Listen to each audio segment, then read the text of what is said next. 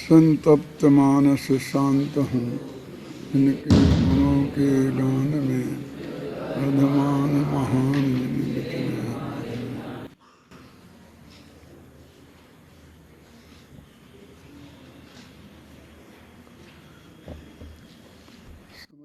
136वां कलश चलेगा समय सार का। पेज नंबर है समय सार में 312 और समय सार अनुशीलन में 163। सम्यक दृष्टि भवति नियतम्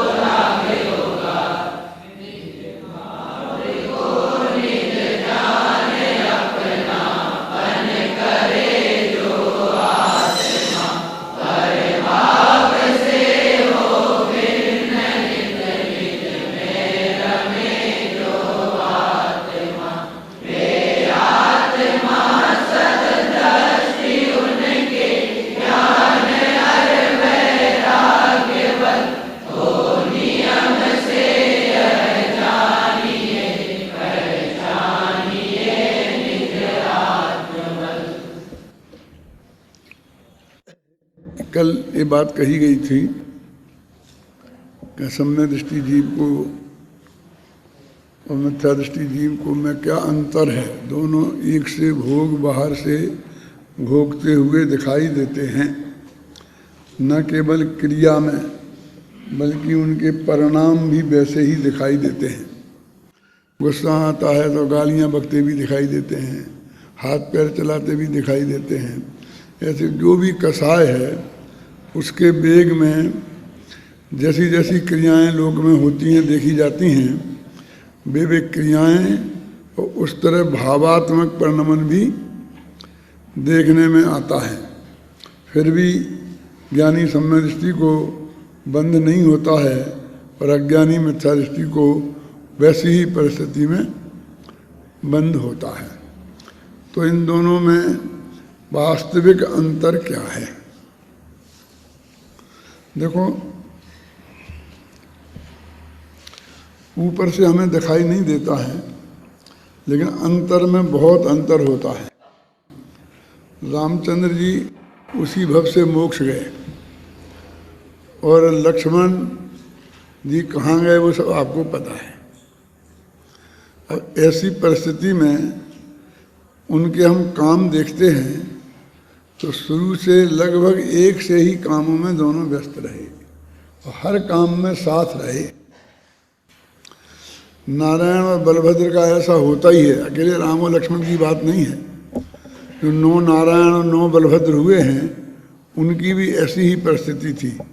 उनमें बहुत परस्पर में तीव्र प्रेम होता है और वे सारे निर्णय मिलकर के ही करते हैं, लड़ाइयाँ लड़ते हैं, जो भी होता है। फिर भी दोनों के फल में इतना अंतर दिखाई देता है। प्रत्येक नारायण नरक जाता है। त्रिपृष्ठ नारायण जो पहला नारायण था ना, जो भगवान महावीर का जीव है मारीच का, वो तो सीधा 7 में नरक गया था।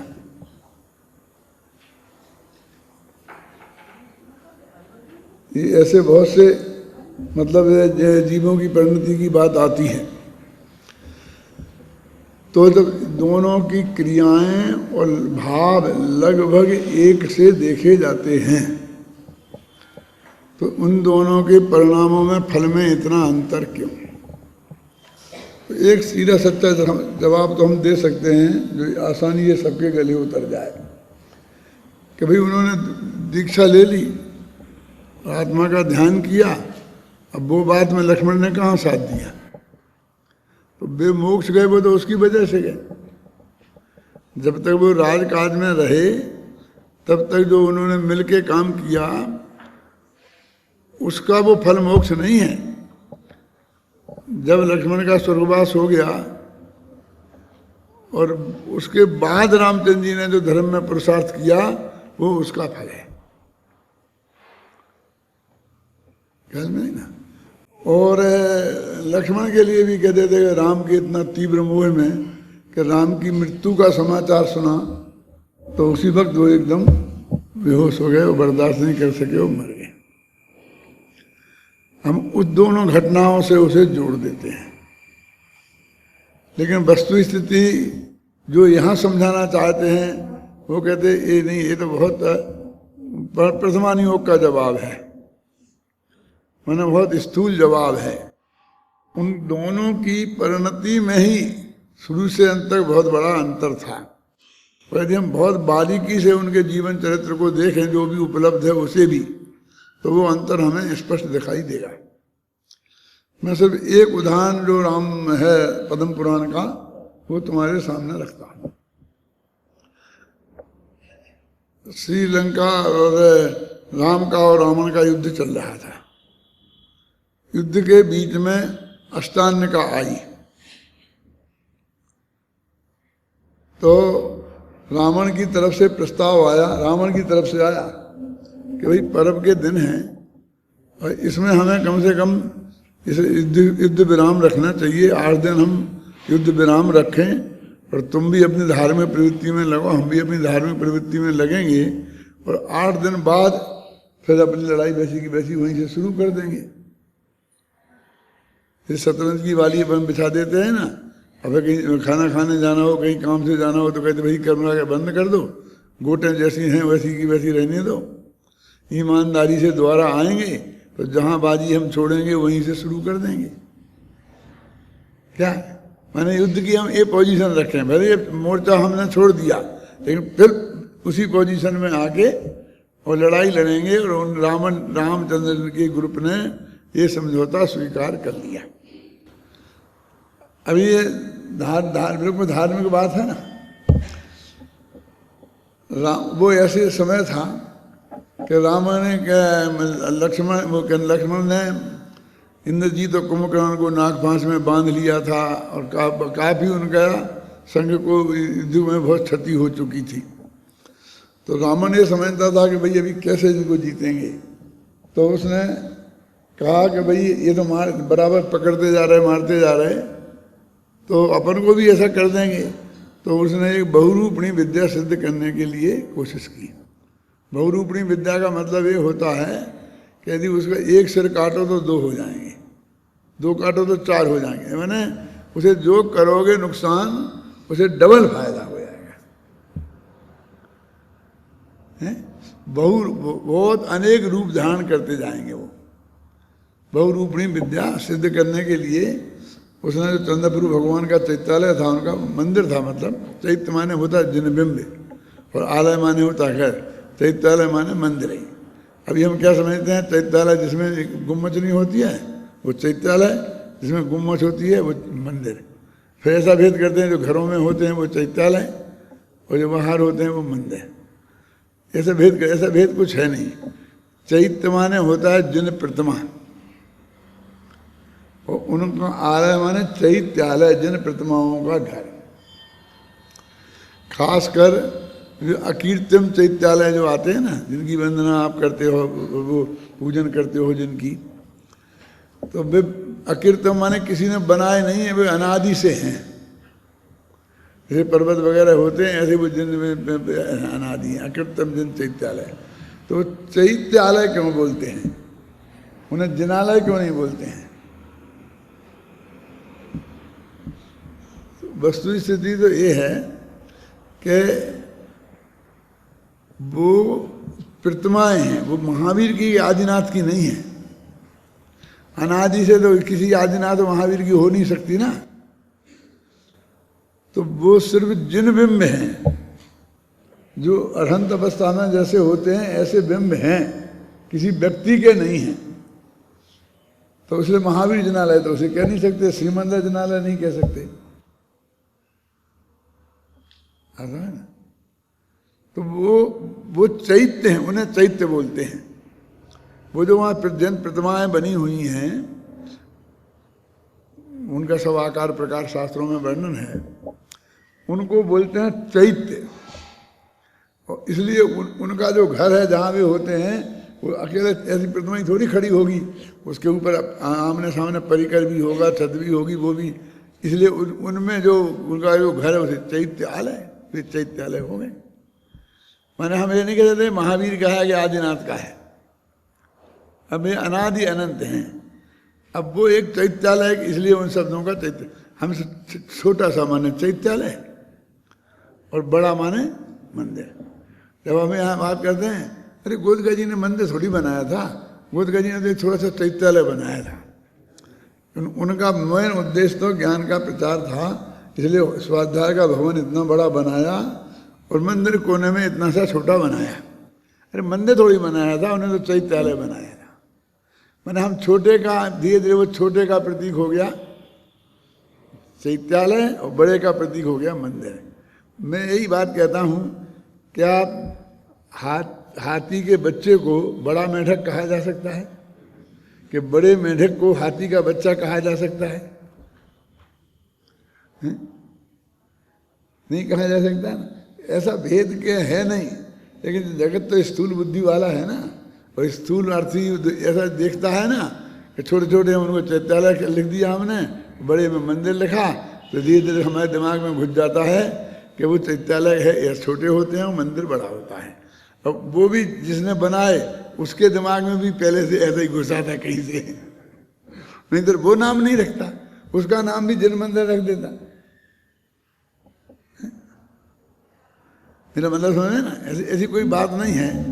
तो वो तो यहाँ अपने कलश पढ़ रहे हैं ना, ये बात इसलिए मैं बता रहा हूँ आपको कि इस कलश में वो जो बात पिछली गाथाओं में आई थी क्या कि सम्यक दृष्टि के वो ही बोल रहे हम। रावण की चैत्यालय में, कि चैत्यालय में पूजन करने था गया वो, तो वहाँ वो विद्या सिद्ध कर रहा था। तो किसी ने आकर के लक्ष्मण से ये कहा कि यदि ये विद्या सिद्ध हो गई, सुग्रीव वगैरह को मालूम पड़ा, तो फिर रावण को जीतना बिल्कुल कठिन नहीं, असंभव हो जाएगा। इसलिए हमको इसको ध्यान से डिगाना चाहिए कि जिससे ये विद्या सिद्ध नहीं हो। तो वे सब लोग मिलकर सुग्रीव वगैरह वो उनके पास गए, रामचंद्र जी के पास, और उन्होंने सब स्थिति बताई कि यदि हम कुछ विघ्न करके उसे बाधित नहीं करेंगे तो विद्या सिद्ध हो जाएगी और फिर अपन युद्ध नहीं जीत पाएंगे। तो रामचंद्र जी ने कहा देखो भाई, जो बात तय होगी वो हो गई। अब अष्टानिका के दिन है, अष्टानिका में एक दूसरे को कोई डिस्टर्ब नहीं करेगा, ये हमारा तय हुआ है, तो हम तो वो उसका पालन करेंगे। कि नहीं साहब आप सोचो, फिर आप गारंटी से हार जाओगे, अब जो होगा सो देखा जाएगा। कि नहीं फिर वो सीता आपको बहुत प्रेम करते ना सीता से, फिर सीता जिंदगी में आपको कभी नहीं मिलेगी, सोचो गंभीरता से। मतलब बहुत भय उन लोगों ने दिखाए, लेकिन रामचंद्र जी ने कहा देखो भाई, जो कुछ भी हो उसका मैं वो भोगने को तैयार हूँ, लेकिन मैं किसी भी कीमत पर अब युद्ध विराम जो है उसका भंग नहीं करूँगा, और मैं कोई वो नहीं करूँगा, तुम कुछ मत करो, तुम धर्म ध्यान करो शांति से। अब उनने देखा कि सुनते ही नहीं है, चिंता उन्हें बहुत थी, तो वो लक्ष्मण के पास गए। तो लक्ष्मण जी से भी ये बात कही उन्होंने कि ऐसा ऐसा हुआ है। तो उन्होंने कहा मेरे पास क्यों आए? रामचंद्र जी से कहते कि साहब वहाँ से तो हम आई हैं, लेकिन हमने बहुत समझाया लेकिन वो मानते नहीं है, इसलिए हम आपके पास आए हैं। अब यही तो है, तुम समझते तो हो ही नहीं, उनके पास जाने की जरूरत ही कहाँ थी। अब पहले ही से मेरे पास आते ना तो जब काम सरल होता। अब उनने मना कर दिए क्यों है? और अब कुछ करना, जैसे अपन कहते पहले तो ऊपर से ना करवा लाए और अब मेरे से कहते हो कि तुम इसे करवा दो, अब नहीं हो सकता। कि आप, हम तो इसलिए आए आप चलो और आप समझाओ अरे समझना होता तो वे तुमसे ही समझ जाते, उनमें इतनी समझ है कहाँ? काहे की युद्ध की। चलो कोई बात नहीं है, मैं देखता हूं। और उन्होंने जाकर के पूरे ग्रुप ने, जिसमें नेता थे कौन, लक्ष्मण जी, बहुत उनको उपद्रव किए, लेकिन वो रावण नहीं डिगा तो नहीं डिगा। अंत में यहाँ तक लिखा है उसमें कि इनने क्या किया कि एक नकली मायामयी मंदोदरी बनाई और उसके बाल पकड़ के और ऐसे खींचते हुए और ऐसा उठा करके एक आदमी ले जा रहा है, रावण को चिल्लाई कह रहा है, हे रावण, तेरे सामने मैं तेरी पटरानी मंदोदरी को ले जा रहा हूं, ऐसे बाल पकड़ के खींच के, तेरे में ताकत हो तो छुड़ा ले। ऐसा बहुत बहुत चिल्लाया, उसमें सब लिखा, और सामने आमे घूमा और खूब ही चक्कर काटे हैं। लेकिन आखिरकार रावण नहीं डिगा तो नहीं डिगा। मानो रावण का क्वालिटी वहाँ मालूम पड़ती है, दृढ़ता भी, ध्यान की भी मजबूती, और अपने किसी काम के लिए जो बाध्यता है वो आखिरकार उसे बहुरूपी विद्या सिद्ध होगी। अब ये एक घटना है जो परम पुराण में लिखी है। अब इससे नहीं मालूम पड़ता है कि दोनों की परिणति में कितना फर्क, दोनों एक साथ लड़ रहे, सब बात एक है, लेकिन एक अपने लौकिक न्याय के प्रति भी जो समझौता हो गया है उसके प्रति कितना प्रतिबद्ध है कि हर कीमत पर उसे पालन करना चाहता है। क्यों? तो पत्नी लक्ष्मण की नहीं थी, सीता राम की थी। ज़्यादा नुकसान तो राम को था ना, व्यक्तिगत विचार करते तो भी फिर भी वो नहीं लड़े, और लक्ष्मण ने उपलब्ध तो कुछ नहीं कर पाया। विद्या तो सिद्ध होएगी रावण को, लेकिन फिर भी कोई न्याय नहीं, अन्याय नहीं, धर्म नहीं, अधर्म नहीं, चित्तालय में वो ध्यान कर रहा है, कुछ नहीं, कहीं भी कैसे भी। तो ये जो परिणति का अंतर है वो उनको निरंतर देखा जा सकता है, और उसकी वजह से वो जहाँ गया वहाँ गया।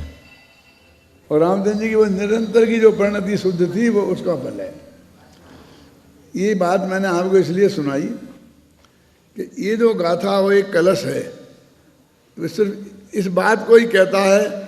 मैं कई दिन से कहने की कोशिश कर रहा हूँ, आप तक पहुँची कि नहीं पहुँची, अब वही स्पष्ट शब्दों में बोल रहा हूँ कि किसी एक घटना विशेष की बात नहीं है। ये जो कह रहे हैं कि ज्ञानी को बंध नहीं होता और अज्ञानी को होता है, तो ऐसा नहीं कि ज्ञानी पूजा पाठ कर रहा है, ज्ञानी आत्मा का ध्यान कर रहा है तो उस वक्त नहीं होता, उस वक्त की बात नहीं। निरंतर उसे बंध नहीं होता और निरंतर उसे होता है। वो मिथ्या दृष्टि सामायिक कर रहा हो, पूजा कर रहा हो, कर सकता है ना। जब 9वें गिर पे जाने लायक शायद धर्म पाल सकता है, तो ये सत्य वितरागी धर्म की भी कर रहा हो, तब भी उसकी परिणति में वो कमी है कि उसे निरंतर बंध होता है। और सम्यक दृष्टि भोग में भी हो, युद्ध में भी हो, तो उसकी परिणति में वो निरंतर है, जिसकी वजह से उसे बंध नहीं होता। मेरे कहने का मतलब जब और तब से नहीं जोड़ना है इसे। हमारा सारा ध्यान सिर्फ इस पर है कि हम 24 घंटे देखते हैं कि 1 घंटे आप प्रवचन सुनने आ गए, कि मंदिर के दर्शन करने आ गए, तो आप अपने को थोड़ा ज़्यादा धर्मात्मा समझने लगते हैं, और दूसरे काम में लगे हैं तो उस वक्त अपन को पापी समझने लगते हैं। समझे ना? एक दिन नहीं आ पाए तो उस वक्त पापी समझने लगते हैं।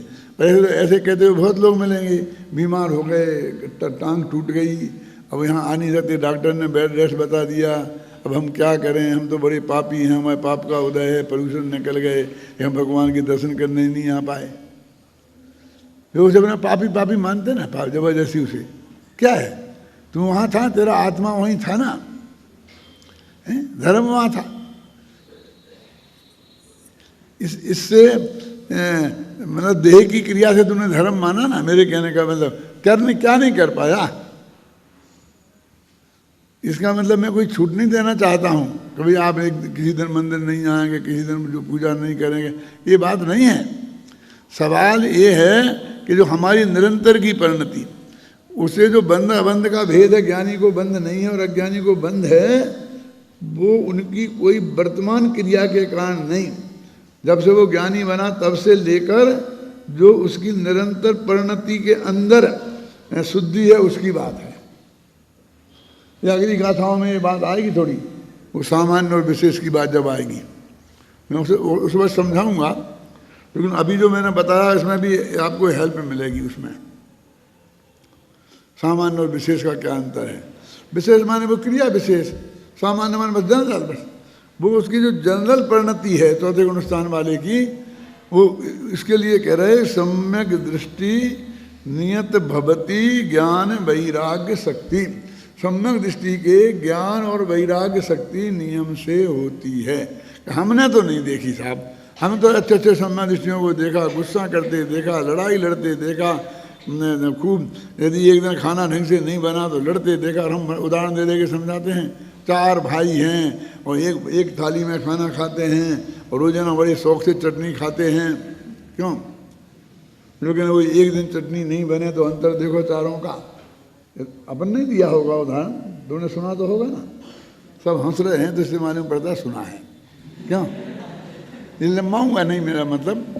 और हम बताते हैं कि ये परिणति का अंतर एक कुछ नहीं, वो जिसको सम्यक दृष्टि हो और वो कहे फेंक दे थाली के नहीं, तो चटनी बनाओ फिर खाऊंगा, तो भी वो सम्यक दृष्टि हो सकता है।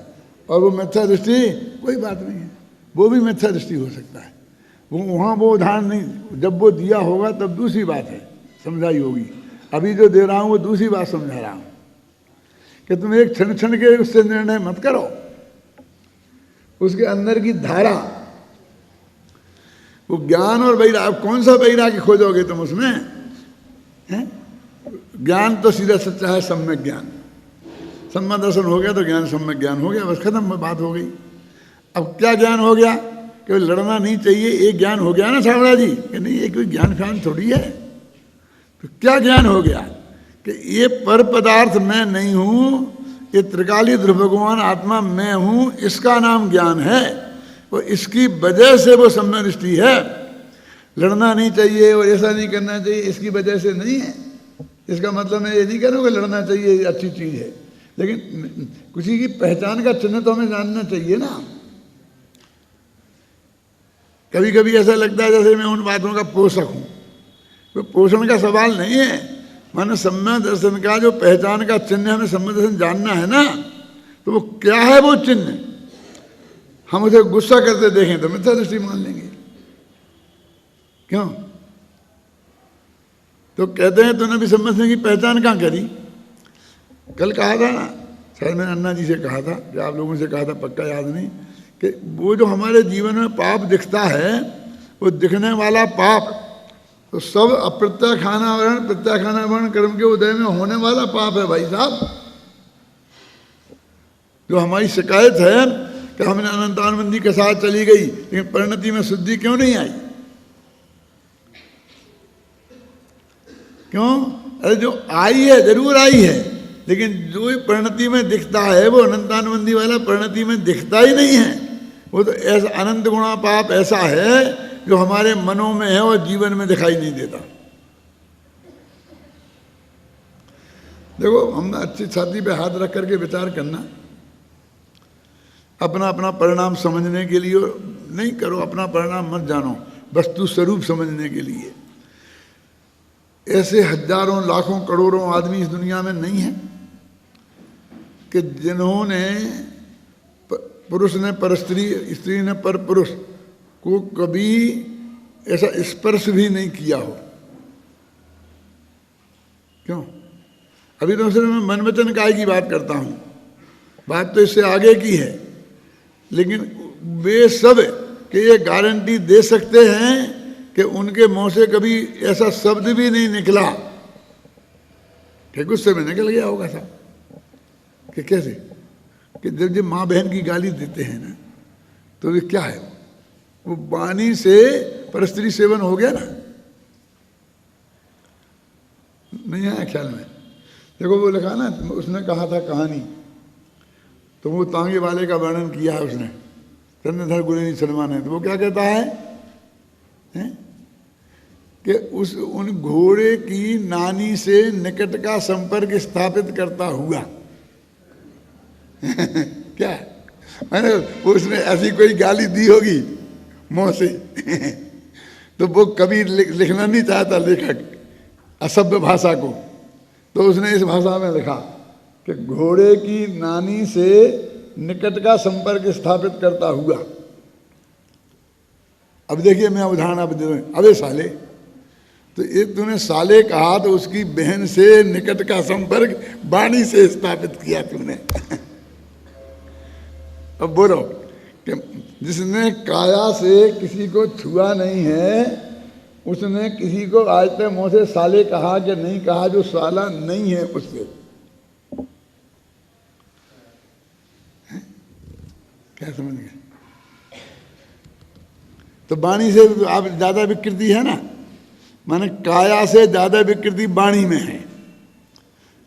अभी आपने कल्पना नहीं की होगी, अब आगे जाओ तो तेरे मन का भी कहीं रंच मात्र चलायमान आज तक नहीं हुआ। जैसे तूने काया की मर्यादा पाली, ऐसे तूने मन में भी ऐसा हुआ है क्या? तो करोड़ों आदमी में से एक आदमी भी ये नहीं कह सकेगा कि ऐसा हुआ है। इसका मतलब ये हुआ कि काया किसी अपेक्षा वाणी में ज़्यादा पाप है और वाणी से ज़्यादा मन में है। और वो असंख्य गुणा हो सकता है, अनंत गुणा में नहीं कहता हूँ, ये अनंत गुणा में कर्णन योग वालों को छोड़ देता हूँ। अब मैं ये कहता हूँ कि मन वचन काय तीनों में जो पाप प्रकट होता है उससे अनंत गुणा पाप आत्मा में है। उसका वो जो प्रकट नहीं हो पाता है वो अनंतानुबंधी का कार्य है, क्योंकि अनंतानुबंधी के उदय में जितना महान दुष्टता का कार्य होता है उसे कानूनन निषेध है, समाज से निषेध है। तो डर के मारे, भक्ति के मारे, सभ्यता के नाते वो नहीं कर पाता है। तो वो अनंत पाप गया तेरे में से, आत्मा में से। अब तुझे कहाँ से दिखाई देगा? ये बाहर का तो उतना दिखाई देगा, क्योंकि ये तो अप्रत्यक्ष है ना, बन के उदय से था। गुरुदेव बोलते थे ना, जब माँ बाप को दीक्षा देते थे वो दीक्षा कल्याण के दिन, मैं काया से ब्रह्मचर्य लेता हूँ, ऐसा बुलवाते थे। क्यों बुलवाते? और फिर उसका व्याख्या भी करते थे, क्योंकि वो जानते थे कभी मन से और मैं ऐसे सब कह दूँ मन वचन काय से, तो वो अभी भूमिका होती उस गुणस्थान की, सातवीं प्रतिमा के ऊपर की भूमिका होती पंचम गुणस्थान के, तो वो शायद संभव था, वो भी काया बारा था। जब वो 18,000 प्रकार के शील धारण करता है, समझो मुनिराज की भूमिका होती तो ही हो सकता है। वो इसके हाथ में है ही कहाँ, मैं छुड़वा के करूँगा क्या?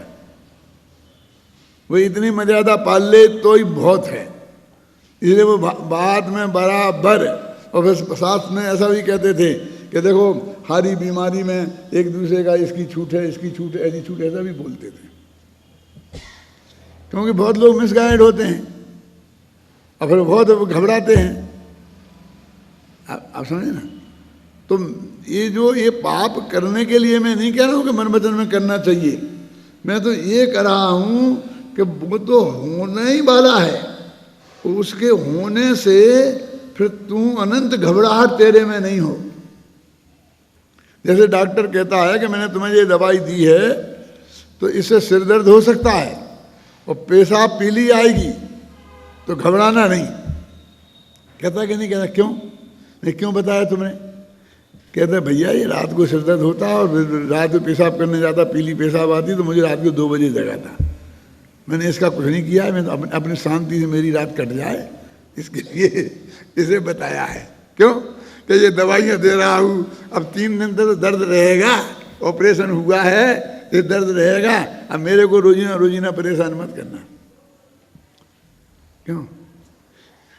तुमने कहा था 7 दिन तक रहेगा, 2 महीने बाद। अरे भैया अब ये तुम्हारा जो हड्डी जैसी टूटी थी और हमने जोड़ी है, तो जैसी पहले जुड़ी थी ओरिजिनल वैसी जुड़ती है क्या? अब जिंदगी में तो अपनी दिनचर्या पूरी कर लो बेटा, इतना ही समझना, बस खत्म। इसका ही नाम ठीक हो गए है। इससे ज़्यादा ठीक हो गए का अर्थ नहीं समझना। वो डॉक्टर समझाता है कि नहीं समझाता है? तो ऐसे ही यहाँ ये हम तो समझा रहे हैं, उसका पोषण नहीं कर रहे हैं कि वो जो ज्ञानी, कौन सा ज्ञान, कि वो सही बात जानता है, ये तो उसका सम्यक ज्ञान। अब उसे तुम क्रिया में देखना चाहते हो, वो तो सम्यक ज्ञान तो सिर्फ जानने के लेवल तक है, तो सम्यक दर्शन श्रद्धा के लेवल तक है। क्या रमेश?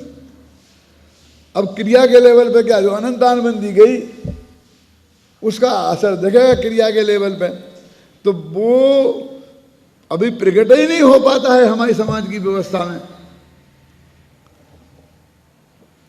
चौथे काल में थोड़ा थोड़ा किसी किसी का प्रकट हो जाता था, जिनका वर्णन शास्त्रों में है, उन राजाओं महाराजाओं का, कि जिनके ऊपर कोई था ही नहीं, जिन्हें कोई ना तो राज का भय था ना जिन्हें समाज का भय था।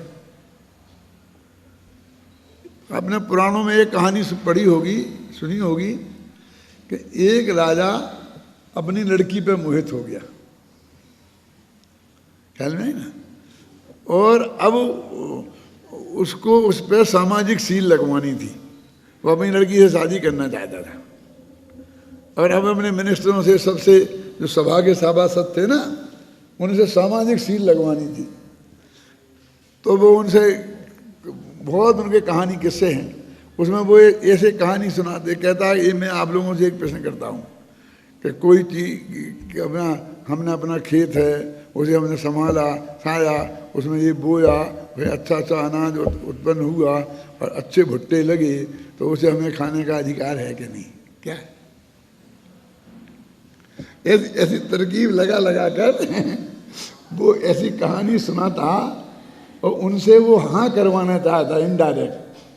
वो मिनिस्टर लोग थे, वो सब समझ गए कि एक इसके मन में ये पाप है, और ये हमसे अनुमोदना करवा के हमें और पाप में ढकेलना चाहता है।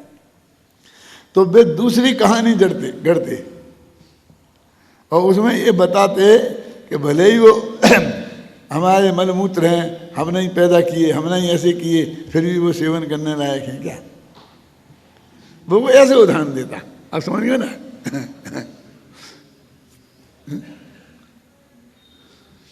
वो ऐसी कई कहानियां दोनों तरफ से चलती रही।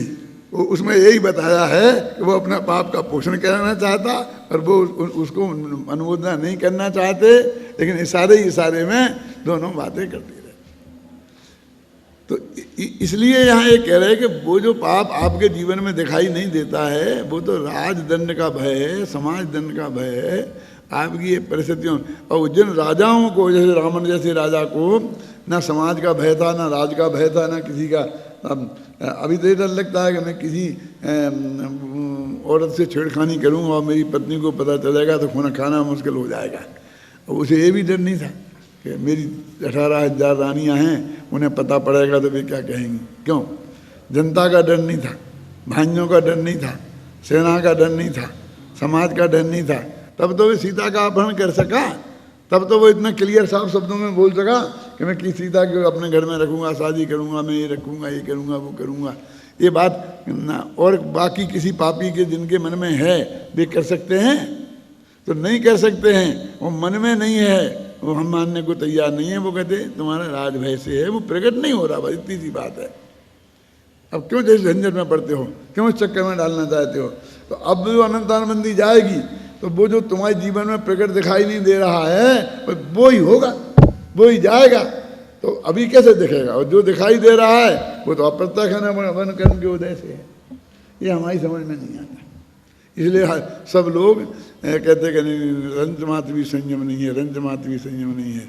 हमारे पंडितों ने भी स्वीकार कर लिया, फिर आचार्यों ने भी स्वीकार कर लिया और लिख दिया उनने, नो इंद्रिये विरत्ता नो जीवे था वेरे तसे बापी जो सद्दिजनोत्तम सम्मादिठी हवई जीवो। पढ़ा आया तो होगा गोमरसार में कि जो 5 इंद्रियों से विरक्त नहीं है, जो तृष और स्थावर की हिंसा से विरक्त नहीं है, नो इंद्रियेषु विरदा नो जीवे थावरे तसे वापी, जो स्थावर तुष जीवों की हिंसा से विरक्त नहीं है।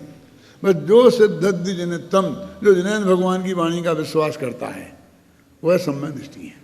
सम्यक दृष्टि की परिभाषा चौथे गुणस्थान वाले की गोमटसार में ये लिखी है। और हम जब गोमटसार पढ़ते थे तो हमको बहुत आश्चर्य होता था, बस इतनी भगवान ने जो बात कही बस सही है, उसमें शंका नहीं करो तो बस हम सम्यक दृष्टि हैं, और उसमें शंका कही तो सम्यक दृष्टि नहीं, ऐसा लगता था। और फिर उसमें हमने छड़ला में भी पढ़ लिया कि जिन बच में शंका ना था, जिन बच में शंका मत करो, शंका होए नहीं, धारण मत करो। क्या मतलब? ये बात सच्ची है कि गलत? ये शंका हो गई। अरे ये तो प्रश्न है, ये तो जिज्ञासा है। शंका क्या है? ये शंका नहीं है। इन लोगों ने, वक्ताओं ने अपनी आफत टालने के लिए एक घुसा दिया कि तुमने हमारी बात में शंका करी तो हम तो कह देंगे या तो शास्त्र में लिखी है, और उसमें शंका करी तो मिथ्या दृष्टि। अरे ये तो जिज्ञासा है, शंका नहीं है भाई साहब। तो क्या है कि आत्मा, शरीर आत्मा, शरीर की क्रिया का कर्ता आत्मा है कि नहीं है, इसमें निर्णय नहीं होना और शंकाशील रहना, इसका नाम शंका है।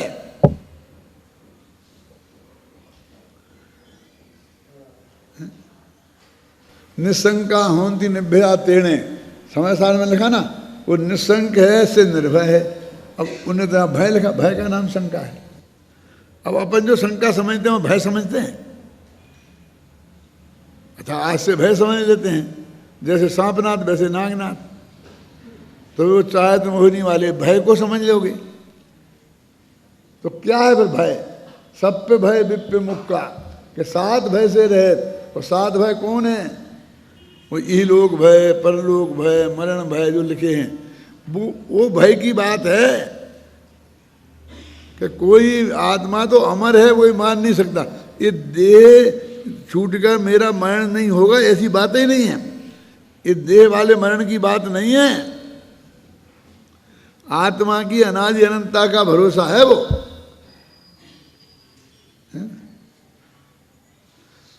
ये लोग भय नहीं है और परलोक भय नहीं है। हम तो बहुत बढ़िया काम करे हैं, हमें किसी का डर नहीं है अभी। और परलोक में हम नरक में कैसे जाएंगे? हम तो स्वर्ग में जाएंगे, हमें परलोक का भय नहीं है। ये नहीं है भाई साहब। तो क्या है कि भाई इस लोक के जितने भी जीव हैं और पर पदार्थ हैं, उनसे मेरा कोई लेना ही देना नहीं है। मेरे भला बुरे के वे कोई जिम्मेवारी नहीं है, तो उनसे क्या डरना? जहाँ जाऊँगा वहाँ चला जाऊँगा कि नरक में। सम्यक दृष्टि से राजा सैनिक के सम्यक दर्शन था तो वे निर्भय थे कि नहीं थे? क्यों? ये भी बता दे कोई कि तुम नरक में जाने वाले हो, तो भी निर्भय थे कि नहीं थे? और मैं तो स्वर्ग में ही जाऊँगा, नरक में जाऊँगा ही नहीं। क्यों? इसका नाम निर्भयता थोड़ी है। वे भय कोई चीज़ सही समझते ही नहीं, क्या करें दिक्कत। और जो हमने पढ़ रखा है आज तक वो सब ऐसा ही ऐसा है सबका। अब यहाँ वो कह रहे हैं सम्यक दृष्टि नियत मस्ती भवती भक्ति अस्थि कहूँ ज्ञान वैराग्य शक्ति। अब वो ज्ञान और वैराग्य, अब कहते वैरागी होना चाहिए समझ काल के लिखा, और वैरागी नहीं है तो वो सम्यक दृष्टि नहीं है, बस खत्म। और वैरागी का मतलब गुटी चांद। तो जिसके भाग्य से सारे भाग में बाल झड़ गए और नहीं है तो वे तो सम्यक दृष्टि हो ही जाएंगे। मैं दृष्टि तो ये बाल हैं तो थोड़ी है। क्या है? स्वम वस्तुत्वम कलयुतम अयम स्वान्न रूपाति मुक्त्वा। सम्यक दृष्टि के नियम से ज्ञान और वैराग्य शक्ति होती है, क्योंकि वह स्वरूप के ग्रहण और पर के त्याग करने की विधि द्वारा स्वयं के वस्तुत्व का अभ्यास करने के लिए यह स्व है और यह पर है, इस प्रकार के भेद को परमार्थ से जानकर स्व में स्थिर होता है और पर से राग के योग से संपूर्णता विराम लेता है। अब जो लिखा ना कि पर स्व में स्थिर होता है, इन दोनों का भेद जानकर, ये है दोनों पर व स्व में भेद जाना माने एक देव दूसरे देव का कर्ता नहीं है, भोक्ता नहीं है, स्वामी नहीं है, ये इसका नाम भेद जानकर। और स्व में स्थिर होना माने अब तो आ गया ना ध्यान। अरे नहीं है, ये श्रद्धा की बात चल रही। श्रद्धा में ये मैं हूं और ये मैं नहीं हूं, ऐसी प्रतीति हो जाना, उसका नाम ज्ञान श्रद्धान में स्थिर होना है। ऐसा जानना हो जाना, इसका नाम ज्ञान में स्थिर होना है। अब तुझे क्रिया चाहिए। अब क्रिया की स्थिरता, ये तो चौथे अनुष्ठान की बात चल रही ना, यहाँ क्रिया की स्थिरता की बात कहाँ है? तो लड़ते वक्त, खाते वक्त, पीते वक्त बता रहे हैं 24 घंटा वो अपने में स्थिर है, तो वो स्थिरता होनी चाहिए ना। अभी रहस्यपूर्ण चिट्ठी के प्रवचनों में मैंने ये बात पे बहुत वजन दिया है कि अनुभव 2 प्रकार का होता है। एक तो वो जो हमें अनुभूति के काल में होता है, जिसे हम सारा लोग अनुभव समझते हैं, और एक वो जो निरंतर कायम रहता है। अभी नियम साहब की गाथाओं में बार बार आता है निरंतर निरंतर निरंतर, वो वर्णन ऐसा है जो निरंतर नहीं रहता है, उस टाइप का बाहर की। तो मैंने कहा ये कैसे, आखिर हमको ये निरंतर रहने वाला वैराग्य खोजना पड़ेगा ना। कौन से वैराग्य की बात है कि जब वो भरत चक्रवर्ती कह रहा था तुम अपनी लड़की से शादी मेरी करता है कि नहीं करता है, नहीं तो सामने लड़ने को तैयार हो जा। उस समय जो उसके अंदर वैराग्य था, उस वैराग्य की बात कर रहे हैं। चक्रवर्ती की समझ में 1000 शादियां वास्तव में कोई शादी के लिए शादी नहीं है, वो तो उसकी राजनीति है। क्या राजनीति है इसमें साहब? शादियां करने में राजनीति कैसे होती है? कौन कहता कैसे नहीं होती शादियों में राजनीति? वो क्या करते थे, किसी राजा से कहा कि तुम हमारी अधीनता स्वीकार करो। चक्रवर्ती की विजय में एक बूंद खून की नहीं बहती है, लड़ाई तो होती ही नहीं है। तो वो कहता हाँ साहब मंजूर है, क्योंकि देखता इतनी बड़ी फौज में इतना सा आदमी क्या करूँगा। अब चक्रवर्ती क्या करे, तो वो कहता अच्छा ठीक है, तो तुम अपना ये राजकाज संभालो, अब हमारी तरफ से तुम नियुक्त हो गए। ख्याल में आई ना। फिर देखेंगे हम जब पहुँचेंगे अयोध्या, तब फिर बताएंगे तुम्हें क्या करना कैसे करना। जब तक तुम जैसे संभाल रहे वैसे ही संभालो। क्या बस तुम थोड़े से रत्न और लड़की की शादी हमसे कर दो, और लड़की भी तुम्हारे यहीं रहेगी, वे रत्न भी तुम अपने यहाँ रखना। जब हम अयोध्या पहुँचे तब लेके आ जाना दोनों को। पढ़ लेना, ऐसे ही है ना। अभी तुम्हारी लड़की की हमें जरूरत है, वरना तुम्हारे रत्नों की जरूरत है। ये तो टैक्स है, रत्न तो ठीक है लेकिन लड़की क्यों?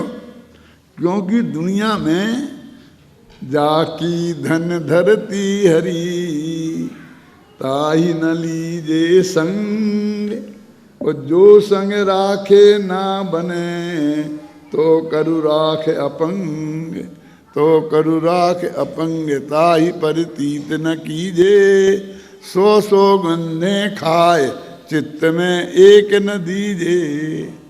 गिरधर कवि ने लिखी राजनीति। क्या लगा सुनो, संत का अर्थ समझ में आया कि नहीं? जाकी धन धरती हरी, जिससे तुमने धरती छीन ली, मैंने राज्य छीन लिया और धन पैसा छीन लिया। जाकी धन धरती हरी, ताही न लीजे संग, उसे कभी साथ में नहीं रखना।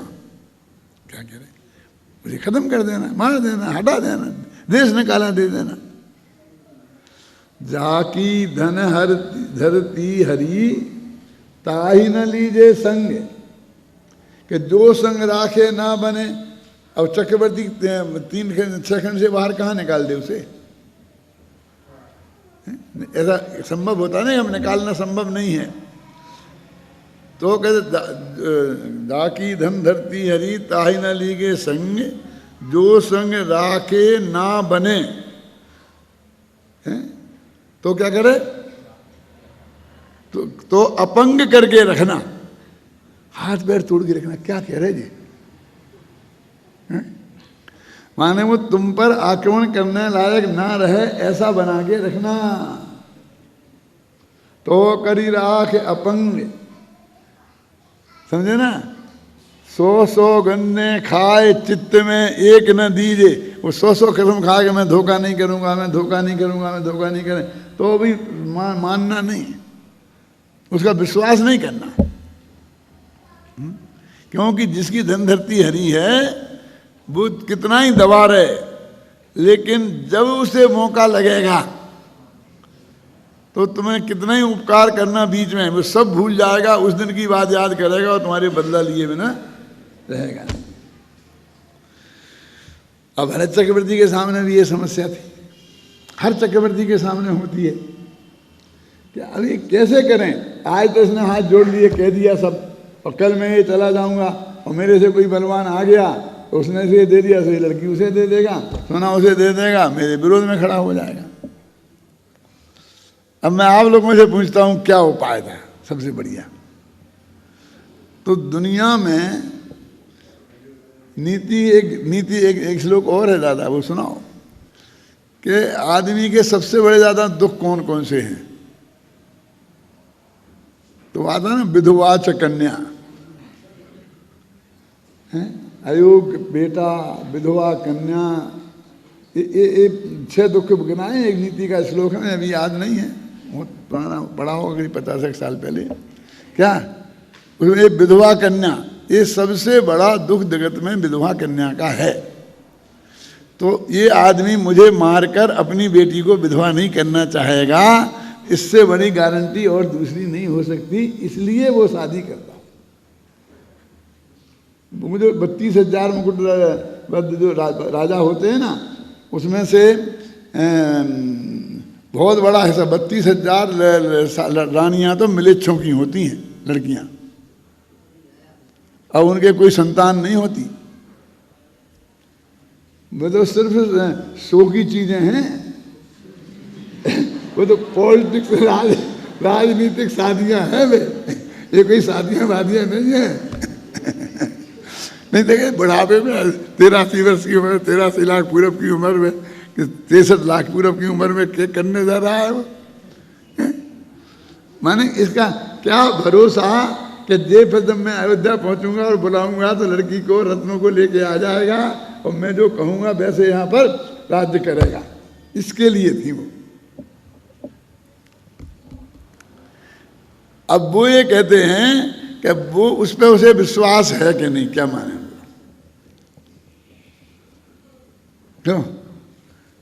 क्यों विश्वास है कि नहीं? पक्का विश्वास है क्या कि ये धोखा दिए बिना नहीं मानेगा। यदि नहीं होता तो उसकी लड़की से शादी क्यों करता? समझ में आया कि नहीं है? ऐसे ही कैसी भी बाहर की परिणति हो, अंदर में त्रिकाली ध्रुव में हूं और ये पर मैं नहीं हूं, इनका स्वामी कर्ता भोक्ता मैं नहीं हूं, ये जो श्रद्धा के लेवल पर कायम रखना, इस श्रद्धा के लेवल का वैराग्य है। और ज्ञान के लेवल पे ये बात रखी रहना, ये ज्ञान के लेवल का वैराग्य है। और अनंतानंदी के अभाव में जो परिणति शुद्ध हुई है वो चारित्र के लेवल का वैराग्य है। आधे 3 वैराग्य हम नहीं समझते। टोडरमल जी ने लिखे हैं, बहुत बढ़िया वाक्य 4 लाइन का, मैंने मोक्षमार्ग प्रकाशक में एक अलग से छापा है। जिस श्रद्धान से ऐसा आता ना, वो श्रद्धा, वो वीतरागता का उत्पन्न हो, वो श्रद्धान सम्यक दर्शन है। जिससे वीतरागता के प्रति ज्ञान हो, वो वीतरागता सम्यक ज्ञान है। और सम्यक दर्शन, सम्यक ज्ञान, सम्यक चारित्र को उस वीतरागता पर ही घटित किया। अब ऐसा वैराग्य आपको यहाँ देखना पड़ेगा। आप जिसको वैराग्य समझते हैं दुनिया में, उस लेवल का वो वैराग्य ही नहीं है वास्तव में, है ना। तात्पर्य यह है कि स्व और पर का यथार्थ भेद जानकर पर से विरक्त हो स्व में लीन होने वाले माने ये मैं हूं, सिर्फ मान्यता के लेवल पर है ना। सम्यक दृष्टियों के आत्मज्ञान और वैराग्य की शक्ति नियम से होती है। अब ये लीन शब्द फिर भ्रम पैदा कर देता है। क्या ये पक्की दृढ़ता, इसका नाम लीनता है ना। इस कलश में यह कहा गया है कि सम्यक दृष्टि जीवों के सम्यक ज्ञान भूमिकानुसार और भूमिकानुसार वैराग्य अवश्य होता है। ये भूमिकानुसार शब्द इसलिए डाला कि सम्यक ज्ञान में तो भूम का कोई सवाल ही नहीं है, मतलब दो बाजू पार्ट है, या सम्यक ज्ञान या मिथ्या ज्ञान, या सम्यक या मिथ्या दर्शन, दो पार्टियाँ हैं। ये तारतम्य में भेद है भूम का अनुसार, क्योंकि श्रद्धा गुण के सम्यक परिणमन के साथ साथ ज्ञान का परिणमन भी सम्यक हो जाता है, और आत्मानुभूति पूर्वक होने वाले चतुर्थ गुणस्थान में ही अनंतानुबंधी कषाय का अभाव हो जाने से तत्संबंधी राग द्वेष का भी अभाव हो जाता है। इस कारण तत्संबंधी वैराग्य भी हो जाता है। यही कारण है कि यहाँ कहा गया है कि सम्यक दृष्टि के ज्ञान और वैराग्य शक्ति नियम से होती ही है। अब तुम ये मत मानो कि इसके हमें दिखाई नहीं दे रही, दिखाई नहीं दे रही, तुम्हें नहीं दिखाई देगी। यदि तुम्हें नहीं दिखाई दे रही है तो अपने डॉक्टर को अपनी आंखें दिखाओ, इलाज कराओ, मतलब वो उसमें उसके तो है और है। अब बनारसी दास कबीर ने लिखा है, आपको तो पढ़ लेते हैं, क्योंकि कल तो मैं नहीं पढ़ूंगा, घर के ही पढ़ के आना पड़ेगा आपको। नहीं पढ़ लेते हैं, पढ़ो।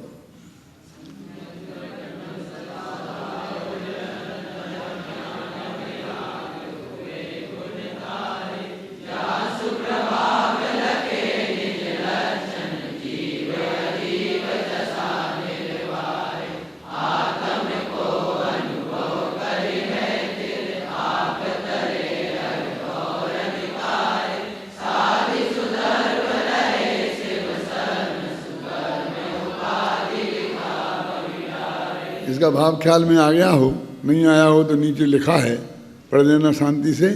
और कल अपन अगली जो गाथाएं हैं ना, इनको